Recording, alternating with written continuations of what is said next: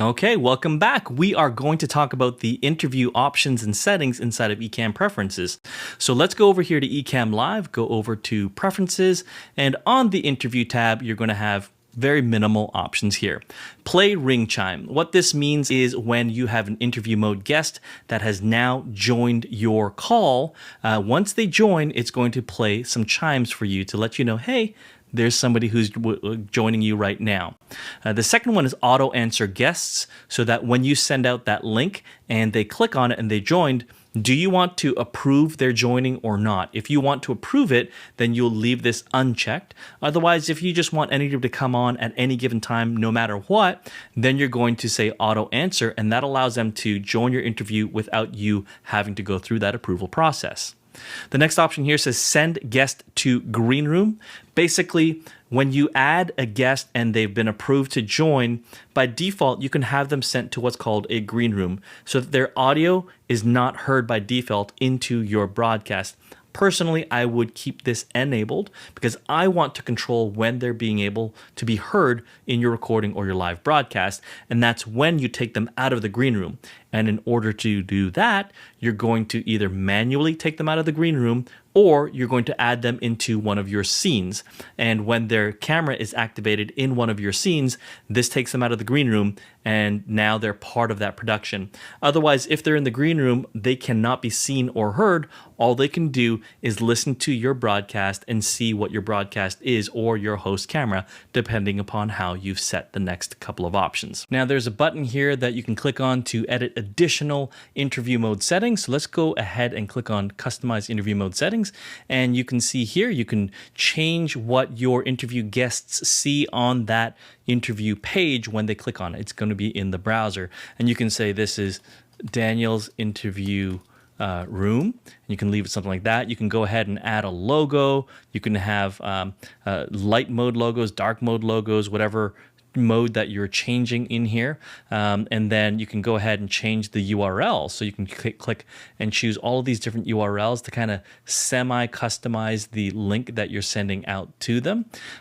Here is default to dark mode. So if you do that, what happens is the interview mode window that they're on in the browser will have a dark background versus a white background. The benefits are, every time they're on their computer system, if it's their laptop, if it's a white background, it adds a little bit of brightness and lightness to them. Otherwise, if you don't want to have that white reflection off of them, maybe you're going to choose a dark background, or maybe it's based on your branding, your style. So you can go ahead and choose whatever you'd like there. Allow private chat here. That basically allows them to go into the right side and click on the interview mode chat bar and allows them to send messages to you as the producer and other guests that are in this interview mode, in this private call, let's just say. Those chats do not go out to the public through different commenting systems and platforms.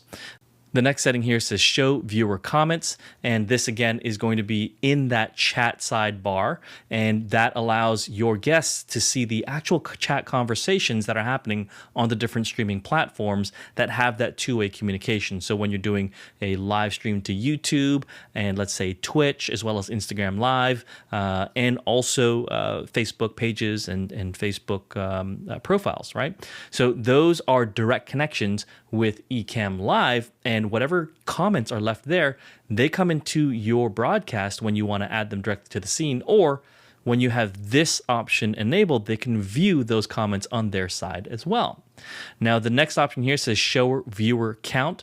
This is just the ability for the guests themselves to see how many people are actually watching this live stream. Again, that live stream is only going to show when you're using those direct connection destinations.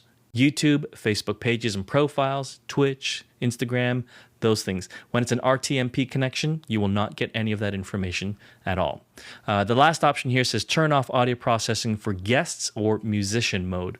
So by default, this option is unchecked. That means audio processing is enabled. Now, what does audio processing mean? That is essentially your echo cancellation. Most people are not using headphones, especially you as producers. I know a lot of producers don't use headphones, and then I know a lot of guests of mine have not used headphones, even though we do suggest that they use it. So you need to know this in advance because this audio processing option cannot be changed. So you need to know who you're interviewing and will they be wearing headphones or not.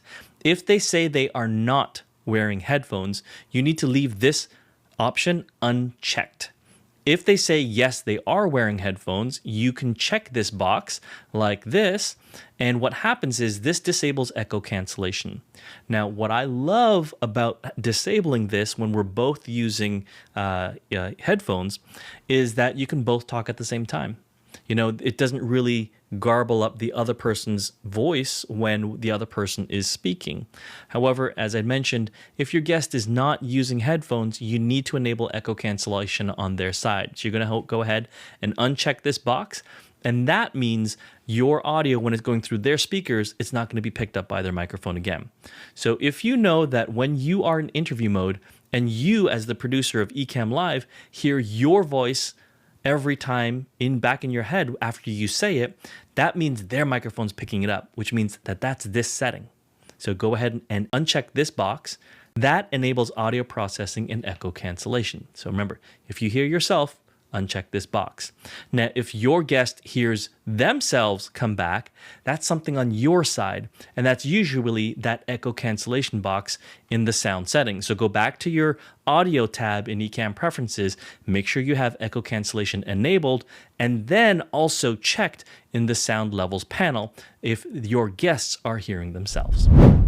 I hope you're really enjoying this Ecamm Live Masterclass because this has been an absolute joy for me to actually create. And the reason why is because I just love Ecamm Live and I love the whole aspect of content creation. And I hope that you do as well. So please go ahead, leave some comments below. Let me know how you feel about this. Let me know if you have other questions about the specific topic that I'm sharing in this video. And another thing that I really want you to do right now is I want you to go ahead and scan this QR code or click the link in the description below, because this is where I'm going to be housing not only just this Ecamm Live Masterclass, but a lot of cool extras that are not going to be found on YouTube. So you have to register for absolutely for free in order to grab this content. It's in my member portal. So go ahead, scan the QR code or click the link in the description, and I will see you on the other side. Now, back to the regular show. All right, so we're going to go over to the next tab. It's called Screen Sharing. To view how to work on those settings, go ahead and click on that link up there, and we'll see you there.